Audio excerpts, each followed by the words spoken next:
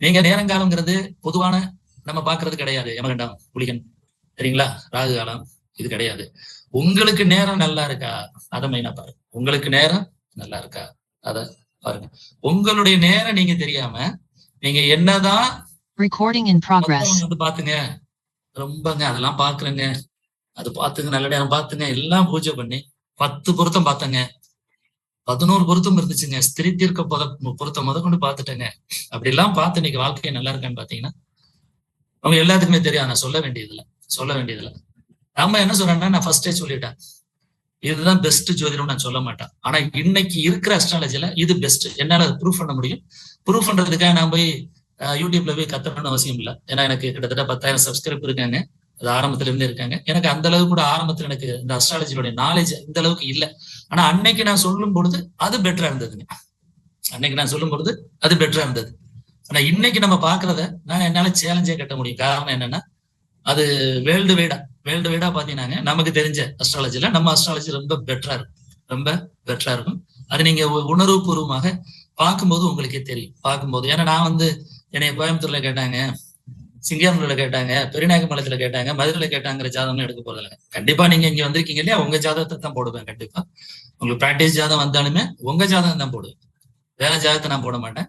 உங்களை பத்தி எனக்கு தெரியாது. அப்ப நிச்சயமா என்ன செய்வேன், உங்க ஜாதகத்தை போடும்போது உங்களுக்கு தெரிந்த விஷயங்கள் நான் சொல்லும் பொழுது உங்களுடைய உடல் ரீதியான பிரச்சனைகள், உங்களுடைய மன ரீதியான பிரச்சனைகள், எப்பெல்லாம் நல்லா இருந்தீங்க, எப்பெல்லாம் சிரமப்பட்டிருப்பீங்க, எந்த பீரியட்ல இதெல்லாம் நடந்துச்சு, நட்சத்திர ரீதியா நீங்க யாரு, எதற்காக இந்த உலகத்தில் நீங்க படைக்கப்பட்டீர்கள், எதற்காக நீங்க இந்த உலகத்துல படைக்கப்பட்டிருக்கீங்க, உங்களுடைய இந்த உலகம் இயற்கைங்கிறது எதற்காக இந்த உலகத்துக்கு வந்திருக்கோம், அதை நீங்க தெரிஞ்சுக்கிட்டாவே போதும். ஆனா நிறைய நான் முதலே சொன்னது மாதிரி இதோட வாழ்ந்தா நம்ம போதுமே பெட்ரு அப்படின்னு நினைச்சது போக, அதை விட்டு தாண்டி வரும்போது பாத்தீங்கன்னா நம்ம வாழ்க்கைங்கிறது அடுத்த ஒரு கடினமான சூழ்நிலையை எதிர்கொள்ள வேண்டியது. ஒரு சில பேருக்கு நல்லா போயிருதுங்க. ஒரு சிலர் பாத்தீங்கன்னா ஏனியை தூக்கி போடு, பெரிய லெவல்ல சக்சஸ் ஆயிடலாம் அப்படிங்கிறது வேற. அது ஒவ்வொருத்தருக்கும் ஒரு லைஃப் இருக்கு. ஒவ்வொருத்தருக்கும் வந்து பாத்தீங்கன்னா ஒரு மாதிரி அடுத்த லெவல் போறதுக்குலாம் ஓரளவுக்கு சக்சஸ் பண்றதுக்குலாம் ஒரு யோகா இருக்கும், அந்த நேரம் இருக்கும், அந்த டைம் இருக்கும், அந்த மாதிரிலாம் இருக்கு. சரிங்களா? அதை விட நிறைய நம்ம பார்த்திருப்போம். அந்த லைஃபோட அப்படின்னு இருந்தா கூட போதுமே, பெட்டரா இருந்திருக்குமே. நிறைய பாக்குறோம், நம்ம ஏன் அந்த முயற்சி எடுக்கல அப்படின்னு. ஏன்னா ஒரு சமீப காலத்துல கிட்டத்தட்ட ஒரு 12 வருடங்களாக ஒரு கல்லூரி வந்து கவர்மெண்ட் கையில இருந்தது வந்து பாத்தீங்கன்னா 12 வருடங்களா இருந்ததை வந்து பாத்தீங்கன்னா என்னுடைய தனிப்பட்ட முயற்சியில என்னுடைய நேரம் நல்லா இருந்ததுனால, கார்த்திகை நட்சத்திரம் 10ஆம் வீட்லயே உட்காந்து 10 டிசைன் எஃபெக்டா வந்து பாத்தீங்கன்னா திருவாதிரை நட்சத்திரம் 1 அந்த நேரம் சரியா இருந்ததுனால ஈடுபட்டு இன்னைக்கு கல்லூரியே கிட்டத்தட்ட பாத்தீங்கன்னா கவர்மெண்ட்ல இருந்து மீட்டு கொடுத்தோம். அது எதுக்காக சொல்றோம்னா, எனக்கு நேரம் நான் சரியா பார்க்காம நான் மத்ததுல இறங்க முடியாது. ஒரு பெரிய சமுதாயத்துடைய கல்லூரி, தெரியுங்களா, நான் கல்லூரி பேரை சொல்ல விரும்பல, பொதுவா சொல்ல வர்றேன். அப்ப அந்த மாதிரி எதுவுமே பாத்தீங்கன்னா நீங்க உங்களுடைய நேரம் நல்லா இருக்கா. பாரம்பரியத்துல பாக்குறோம், நான் வந்து பாரம்பரியத்தை குறை சொல்லல, நம்ம என்ன கத்துக்கிட்டோமோ அதுதானே நமக்கு சொல்ல முடியும். திருக்கணிதம் பாரம்பரியத்துல என்ன சொல்றோம், ஒரு கிரகம் தான் நின்று நட்சத்திரத்துடைய சாரம் வாங்கி இருக்கிறதா சொல்றோம். அப்ப நட்சத்திரங்கிறது உங்களுக்கே தெரியும். இதெல்லாம் நிறைய நான் யூடியூப்ல சொல்லிட்டேன். 13 டிகிரி 20 நிமிடம், அது கிட்டத்தட்ட பாத்தீங்கன்னா 1.25 மணி நேரம் ஆகுது. அப்ப 1.25 மணி நேரம் பிறக்கிறதுக்கெல்லாம் 1.25 மணி நேரத்துக்குலாம் பாத்தீங்கன்னா ஒரே ஜாதகம் தான் அமையும். அடுத்து என்ன செய்யறோம், திருக்கணிதம்ங்கிறோம். நட்சத்திரத்துல வந்து பாத்தீங்கன்னா 27 நட்சத்திரங்கள்ல இருந்து அடுத்த பரிணாமம் 27 × 4. ஏன் 4 பிரிச்சாங்க, 5 ஏன் பிரிக்கல? அப்ப 4 பஞ்சபூதங்கள் மட்டும் தான் நம்ம கத்துக்கிறோம். நெருப்பு, நிலம், காற்று, நீர், இந்த 4 பஞ்சபூதங்களுக்கு தான் நமக்கு வீடு இருக்கு. ஆகாய தத்துவத்துக்கு வீடு இல்லாதனால 27 நட்சத்திரங்களையும் 4 பூதங்களா பிரிச்சு என்ன பண்ணோம், 27 × 4 108 பாதங்களுக்கு அடுத்து என்ன செஞ்சோம், ஒரு ஜாதகம், திருக்கணித முறைன்னு சொன்னோம். அடுத்து என்ன பண்ணோம், 1977 ஐயா KP இறந்து போயிட்டார். உபநட்சத்திர முறைன்னு சொல்லிட்டு அவர் படிச்சது எப்படின்னா, உபநட்சத்திரம் ஒண்ணு கண்டுபிடிச்சிட்டு அதுல எக்ஸ்ட்ரா வந்து பாத்தீங்கன்னா 243 நட்சத்திரத்தோட ஒரு 6 நட்சத்திரம் எக்ஸ்ட்ரா வருது கண்டுபிடிச்சிட்டு அவரும் பாரம்பரியத்தோட சேர்த்து சொல்லிட்டு அவருடைய காலங்கள் முடிஞ்சு போயிடுச்சு. கிட்டத்தட்ட 45 வருடங்களுக்கு பிறகு பாத்தீங்கன்னா சரிங்க, நம்ம இந்த முறையை நம்ம எடுத்துட்டு வரோம். ஆனா அதையே நம்ம பயன்படுத்த முடியாது. உங்களுக்கே தெரியும், ஒரு ஆளுக்கு நம்ம சைக்கிள் போயிருக்கலாம் அப்பா, நம்ம சைக்கிள்ல போக முடியுமா? போக முடியாது. அந்த காலத்துல மாட்டு வண்டியில பயணம் செஞ்சிருப்போம். நம்ம எல்லாம் முழுமையாவே கிராமத்து வாழ்க்கை வாழ்ந்தாலும் நொங்குனா என்னன்னு தெரியும், பணமரம் ஏறதுன்னா என்னன்னு தெரியும், உழவு செய்யறதுன்னா என்னன்னு தெரியும், கருதடிக்கிறதுனா என்னன்னு தெரியும். கிராமத்து வாழ்க்கைங்கிறது முழுசா நம்ம இன்னைக்கு வேணா பாக்குறோம். குதிரவாளினா என்ன, அரகரிசினா என்ன, சம்பாரிசினா என்னங்கிறதுலாம் இப்ப வந்து பாத்தீங்கன்னா நம்ம யூடியூப்ல பார்த்து தெரிஞ்சுக்கிறோம். அதெல்லாம் நம்ம இயல்பாவே சாப்பிட்ட காலங்கள்ல இருந்து வந்ததுனால இயற்கை வந்து எல்லா விஷயங்களுமே கத்துக் கொடுத்துச்சு. அப்ப எல்லா விஷயங்களும் கத்துக் கொடுக்கும்போது அதையே நம்ம அந்த பாரம்பரியத்தை வாழ்க்கை பண்ண வாழ முடியாது. என்ன சொல்ற பரிணாமம் கேட்குது. ஏன்னா ஒரு காலத்துல சாதகம் பார்த்தோம்னா என்ன சொல்லுவாங்க, துருவ கணிதம் இருக்கும். அதுல துருவ கணிதம் இருக்கும். அப்ப நம்ம என்ன செய்வோம், அதுலயே புதன், தாய் மாமன் எத்தனை பேர் இருக்கு, அப்பாவோட கூட பிறந்தவங்க எத்தனை பேர் எழுதியிருப்போம், அப்பாவோட அம்மாவோட கூட பிறந்தவங்க எத்தனை பேர் எழுதியிருப்போம். காரணம் என்னன்னா, ஒரு சில காலங்கள்ல ஜோதிடங்கிறது ஒரு குறிப்பிட்ட பேருக்கு தான் வருங்கிற ஒரு இது இருந்தது. உங்களுக்கே தெரியும், நிறைய பேர் வந்து பாத்தீங்கன்னா ஜோதிடத்தை மட்டுமே தொழிலா பார்த்தவங்களா இருக்காங்க. அவங்களுடைய தொழிலே வந்து பாத்தீங்கன்னா பஞ்சாங்கத்தை கட்டிக்கிட்டு ஒரு ஊரா போய் கிராமங்கள்ல போய் பாவம் அரிசி வாங்கிக்கிட்டு, அதுவும் இரவு நேரங்கள்ல மட்டும் சாப்பிட்டுட்டு, பகல்ல எல்லாம் பாத்தீங்கன்னா விவசாய வேலைக்கு போயிருவாங்க. இரவு நேரங்கள்ல மட்டும் வந்த பின்னாடி இந்த ஜோதிடம் சொல்லி அந்த மாதிரிலாம் வாழ்க்கை வாழ்ந்தவங்கன்னு ஒரு திருவள்ளுவர்னு சொல்லுவாங்க, கேள்விப்பட்டிருப்பீங்க. அவங்க வாழ்க்கை முறைன்னு ஒண்ணு இருக்கு. அதனால ஆரம்ப காலங்கள்ல அந்த துருவ கணிதங்கிறது தாய் மாமா எத்தனை பேர், அப்பா எத்தனை பேர், அம்மா எத்தனை பேர், அது எத்தனை காலங்கள் வந்து ஓடும் பாத்தீங்கன்னா அது ஒரு அக்யூரசி இருக்காது. இப்ப எடுத்துக்காட்டுக்கு 5 வருஷமா ஜாதகமே பார்க்கல, அவருக்கு திருமணம் ஆயிருக்கலாம், அதுல வந்து சுக்கிரன் போட்டு ஈனின்னு போட்டு இருந்திருப்பாரு. இவர் அதை பத்தி தெரியாம கூட நோட்டை நீட்டும் போது என்ன உங்களுக்கு என்ன சுக்கிரனுக்கு கல்யாணமே நடக்கலைங்க அப்படின்னு சொல்லிட முடியாது. காரணம் என்ன, இடைப்பட்ட காலங்கள்ல திருமணம் நடந்திருக்கலாம். ஒருவேளை வந்து பாத்தீங்கன்னா 9 டிக்கு போட்டு இருந்திருக்கும். இடைப்பட்ட காலத்துல வந்து பாத்தீங்கன்னா தகப்பனார் தவறி இருப்பாரு. அப்ப அடுத்து கொஞ்ச நாள் கழிச்சு அவர் நோட்டை கொண்டு போகும்போது உங்க அப்பா நல்லா இருக்காருங்க, அப்பா அம்மா எல்லாம் நல்லா இருக்காங்கன்னு சொல்லிட முடியாது. ஜாதகம் தவறா போயிருக்கு. அப்ப நம்ம என்ன படிச்சுக்கிட்டோமோ அதைத்தான் நம்ம சொல்றோம் பாரம்பரியத்துல. நான் தான் திரும்ப திரும்ப சொல்றேன், நான் உங்களுக்கு குறையா சொல்லல. நம்ம என்ன கத்துக்கிட்டோமோ அந்த லெவல்ல இருந்து நம்ம சொல்றோம். அடுத்த லெவல் வரும்போது இந்த 108 பாதங்கள் வச்சு சொன்னோம். அடுத்து என்ன பண்ணோம்னா, இதுல நம்ம எல்லாரும் என்ன சொல்றோம், வாக்கிய பஞ்சாங்கத்திலையும் திருக்கணிதத்திலையும் எல்லாரும் என்ன சொல்றோம், நட்சத்திரங்களுடைய பங்குதான். ஒரு கிரகம் நேரடியாக ஒருவருக்கு ஒரு பலனை கொடுக்காது. அது எந்த நட்சத்திரத்தினுடைய சாரம் வாங்கியிருக்கோ அந்த நட்சத்திரத்தினுடைய பலனைத்தான் கொடுக்குது அப்படிங்கிறதா நம்ம எல்லாத்துக்குமே தெரியுது. அப்ப ஒரு ஜாதகத்துல நம்ம பொதுவான பலனை சொல்லும் பொழுது ஒரு சில பேருக்கு வந்து பாத்தீங்கன்னா நல்ல யோகம் இருக்கும், வாக்குப்படிதான் நல்லா இருக்கும். நிறைய அந்த டயத்துல சொல்லிட்டேன் சார், யூட்ரஸ் ப்ராப்ளம் வந்து வரும்னு சொல்லி சொன்னேன், கற்பப்பை எடுக்கிற மாதிரி இருக்கும்னு சொன்னேன். ஒரு சில டைம்ல ஒரு சில விஷயங்கள் சொல்லும்போது ரொம்ப சந்தோஷமா இருக்கும். ஏன்னா இந்த ஜோதிடத்துக்கு வர்றதே வந்து பாத்தீங்கன்னா ரெண்டு பேருடைய தயவு நிச்சயமா வேணும். ஒண்ணு வந்து குருவுடைய தயவு வேணும். ஏன் சொல்றோம்னா அந்த இறைவனுடைய அருள், அந்த இயற்கையுடைய அந்த அருள் கண்டிப்பா வேணும். காரணம் என்ன சொல்றோம்னா, எப்படி வந்து சூரியனை வந்து ஒரு வளிமண்டலம் சொல்லுவோம், சூரியனை வந்து வளிமண்டலம் சொல்லியிருப்போம். அது நிறைய நீங்க ஒரு சிலர் படிச்சிருப்பீங்க. நான் நாளைக்கு பிரிச்சுக்கிறேன், ஏன்னா எனக்கு பேசே எதுவுமே தெரியாது சார்ன்னு சொன்னா உங்களை ஒரு பேஜ் ஆகும். ஓரளவுக்கு படிச்சிருக்கேன் சார் அப்படிங்கிறவங்களுக்கு அவங்களுக்கு எந்த மாதிரி பேஜை நான் பிரிச்சு போடுறேன். ஏன்னா உங்க டயத்தை நான் வேஸ்ட் பண்ண விரும்பல. எவ்வளவு சீக்கிரம் முடியுமோ அவ்வளவு சீக்கிரம் நான் சொல்லி கொடுக்குறேன். நான் தான் ஆரம்பத்திலே சொன்னது, பணத்துக்காக நான் இங்க வரல. இந்த பொறுத்தளவுல கொஞ்சம் எல்லாருமே ஒரு லெவல் இருக்கும்போது அடுத்த லெவல் என்ன பெட்டரா உங்களுக்கு சொல்லிக் கொடுக்க முடியுமோ அதை நான் பெட்டரா சொல்லி போறேன். எப்போ உங்களுக்கு அது கிடைக்கும், உங்க ஜாதகம் நான் பார்க்கும்போது, அதுக்கடுத்து நீங்க அதன் மூலமா ஜாதகம் பார்க்கும்போது உங்களுக்கு அந்த எக்ஸ்பீரியன்ஸ் கண்டிப்பா கிடைக்கும். அருள்முருகன் வணக்கம், வெயிட்டிங் கார்டு போட்டு தான் உள்ள எடுத்திருக்கேன், வாட்ச் பண்ணிட்டா வாங்க. ஓகே, அப்ப இந்த விஷயத்தை பொறுத்து நம்ம என்ன புதுசா நம்ம படிக்க போறோம். என் லைஃப் பத்தி சொன்னேன், ரைட், ஓகே. எதுக்கு அந்த லைஃப் சொன்னேன்னா, கடினமான சூழ்நிலை நிறைய பேர் வந்திருப்பீங்க, கஷ்டமான சூழ்நிலை நிறைய பேர் வந்திருப்பீங்க. எனக்கு தெரியும் இந்த 3000 கிட்ட கூட முடியாத சூழ்நிலை இருப்பாங்க ரொம்ப பேர். ஏன்னா நான் படிக்கும்போது பாத்தீங்கன்னா அதை விட மோசமான சூழ்நிலை இருந்திருக்கேன்னு சொல்றேன். நிறைய நண்பர்களுக்கெல்லாம் தெரியும். கிட்டத்தட்ட பாத்தீங்கன்னா 40 கிலோமீட்டர் பெட்ரோல் போட காசு இல்லாம எல்லாம் வண்டி ஓடிச்சுட்டு வந்திருக்கேன். அப்படி காலங்கள்லாம் என் லைஃப்ல வந்து நடந்திருக்கு. அதனால வந்து இயற்கைங்கிறத பொறுத்தவரை ஜாதகம் படிக்கிறதுங்கிறது எல்லாத்துக்கும் ஈஸியா வராது. ஆனா உங்களுடைய மனநிலையை பொறுத்து இது ஈஸியா கத்துக்கலாம். காரணம் என்னன்னா, எனக்கு தேவை இருக்கு, எனக்கு ஏதோ ஒரு அட்வான்ஸ் சொல்றீங்க இல்லையா, அந்த அட்வான்ஸ் என்ன நான் தெரிஞ்சுக்கிற போறேன். ரொம்ப நாள் இல்ல, கிட்டத்தட்ட நம்ம 10 வருடங்கள் ஜோதியம் பார்க்கலாம், 15 வருடங்கள் இருப்பீங்க. ஒரு சிலர் ரேரா வந்தவங்க இருப்பீங்க, ஒரு சிலர் 20,000 முடிச்சிருக்கவங்களா இருப்பீங்க இல்லையா. அப்ப ஏதோ ஒண்ணு இல்லாம நான் வந்துட்டு 10,000 5,000 நான் போய் ஃபீஸ் வாங்க முடியாது. ஏதோ ஒரு இல்லாம நான் வந்துட்டு பாத்தீங்கன்னா கிட்டத்தட்ட ஒரு குரோர்ஸ் கணக்குல வந்து வீடு கட்ட முடியாது. அப்ப ஒரு சில பேருக்கு அது பழிக்காம கூட போயிருக்கலாம். ஒரு சில பேர் பழிச்சதுனாலதான் வந்து பாத்தீங்கன்னா எனக்கு ஃபீஸ் கொடுத்துருக்காங்க. இன்னைக்கு முதற்கொண்டு மலேசியால இருந்து வந்திருக்காங்க. ஆனா அவங்களுக்கு கேட் பண்ணி தெருக்கு திருச்செந்தூர் போயிட்டு இருக்காங்க. அவங்க வந்து எல்லாமே கிட்டத்தட்ட பாத்தீங்கன்னா 2017 இருந்து கிளைண்டா இருக்காங்க. அப்ப லைஃப்ல நிறைய பேருக்கு நடந்ததுனாலதான் நம்மளும் வந்து பாத்தீங்கன்னா பொருளாதார ரீதியா வந்து நம்மளை ஃபாலோ பண்ணிட்டு இருக்காங்க. அதனால நீங்க முதல்ல உங்களுடைய எண்ணங்களை கொஞ்சம் மாத்துங்க. என்ன இதெல்லாம் கொஞ்சம் கஷ்டமா இருக்குமோ அப்படிங்கிற எண்ணங்களை முதல்ல விட்டுருங்க. ரெண்டாவது, இந்த ரேட் போடுறீங்க பாருங்க, இந்த 300 400 500, ஒருவருடைய வாழ்க்கைங்கிறது 500 ரூபாயில தீர்மானிக்கப்படுறது இல்லை. ஒருவருடைய வாழ்க்கைங்கிறது 100 ரூபாயில தீர்மானிக்கப்படுறது இல்லை. அப்ப என்ன இருந்தா, நம்மளுடைய திறமையை வளர்த்துக்கிறாம, நம்மளுடைய குவாலிட்டியை வளர்த்துக்கிறாம நம்ம போய் ஃபீஸ் ஏற்ற முடியாது. இப்ப பேட்டா செருப்பு தான், சாதா கடையில் வாங்குற செருப்பு தான். இந்த குவாலிட்டிக்காக என்ன பண்றான், 799 ரூபா போடுறான். அதே செருப்பு நம்ம என்ன செய்யறோம், 100 ரூபாய்க்கு வாங்குறோம். அதுக்கு என்ன குவாலிட்டி, ரேட் வைஸா கிடையாது, குவாலிட்டி வைஸா பாத்தீங்கன்னா அந்த குவாலிட்டி இருக்கிற பண்றது மாதிரி கொஞ்சம் இம்ப்ரூவ் பண்ணிக்கிறேங்க.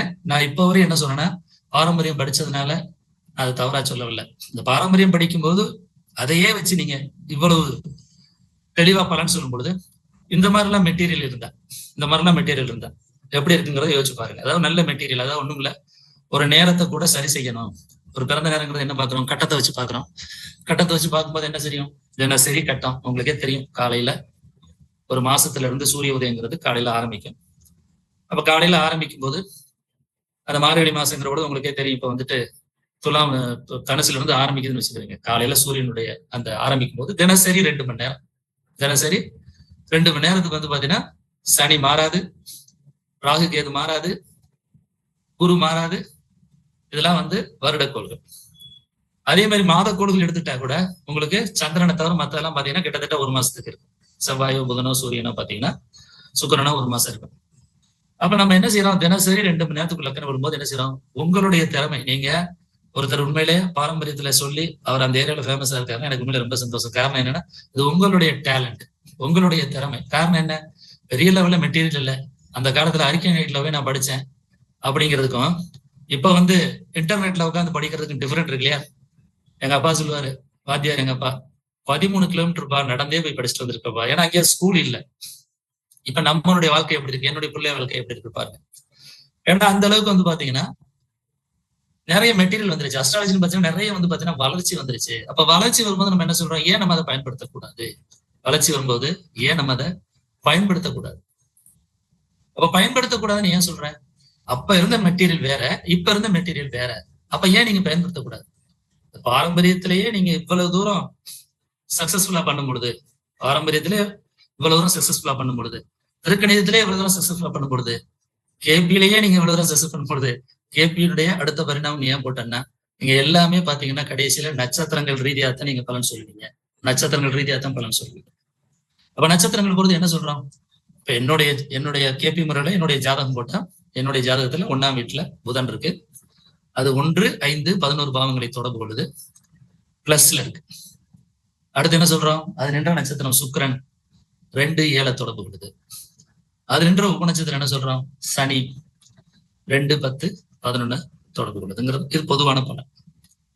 இந்த பொதுவான பலன்ல புதன் வந்து 3 இடத்துல உட்கார்ந்துருக்கு. நான் ஒரு தடவை திருநெல்வேலியில ஒரு 2016 கிளாஸ் எடுக்கும்போது ஒரு 10-15 பேர் இருக்கும், குறைஞ்சது 15 பேர் இருப்பாங்க. திருநெல்வேலியில கிளாஸ் எடுத்துட்டு இருக்கேன். சுப்பிரமணியன் சொல்லி ஒருத்தர், பேர் சொல்லணும் தப்பு இல்லை, அவர் பாரம்பரியம் படிச்சவர். அவர் வந்து பாத்தீங்கன்னா திருச்செந்தூர் போஸ்ட் மாஸ்டர். அவர் என்ன பண்றாருன்னா, கிளாஸ் எடுக்கும்போது அந்த டீ பிரேக் விடும்போது வெளியே போய் சொல்றாரு, அந்த ஆள்பட்ட அவராட்டு புதன் வந்து 1, 5, 7, 11 சொல்லிட்டு இருக்காரு. புதன் சுக்கிரன் 2, 7 சொல்றாரு, சனி 2, 10, 11ங்கிறாரு. ஒரு சனிதானே ஒரு இடத்துல இருக்கு. அவராட்டு சொல்லிட்டு இருக்காரு, நீங்க யாருமே கேட்க மாட்டீங்க. ஏன்னா அவங்க எல்லாம் பாரம்பரியம் படிச்சவங்க. அவரை நான் விளக்கம் கொடுத்தேன், ஐயா நீங்க சொல்றதெல்லாம் சரிதாங்க, பிளானட் ஒண்ணுதான், அந்த பிளானட்டுக்கு ஒண்ணு கீழே 3 ஸ்டார் இருக்கு. அந்த 3 ஸ்டாருங்கிற பொழுது அது ஒவ்வொரு இடத்துல உட்காந்துருக்கும். நீங்க சொல்ற கால்குலேஷன் பாத்தீங்கன்னா 5 சொல்றீங்களே அப்படின்னு ஒரு ஏன்னா எப்போதுமே கிளாரிபிகேஷன் வரும்பொழுது நான் எல்லாருக்குமே மைக் ஆஃப் பண்ணி வச்சிருக்கேன், தவறா எடுத்துக்கிற வேண்டாம். ஏன்னா கொஞ்சம் நீங்க அதை தெரிஞ்சுக்கிறதுங்கிறக்காக. நிறைய பேர் பாத்தீங்கன்னா திடீர்னு மைக்கை ஆன் பண்ணிடுவீங்க, பேக்ரவுண்ட் மத்தவங்க டிஸ்டர்ப் ஆகக்கூடாது. ஃப்ரெஷ்ஷாவே நீங்க வாங்க, ஃப்ரெஷ்ஷாவே வந்துருங்க. நாளைல இருந்து கிளாஸ் ஸ்டார்ட் பண்ணிடுவேன். இன்னைக்கு ஒன்று மட்டும் தான் உங்களுக்கு இந்த இன்ட்ரடக்ஷன் கொடுக்குறேன்.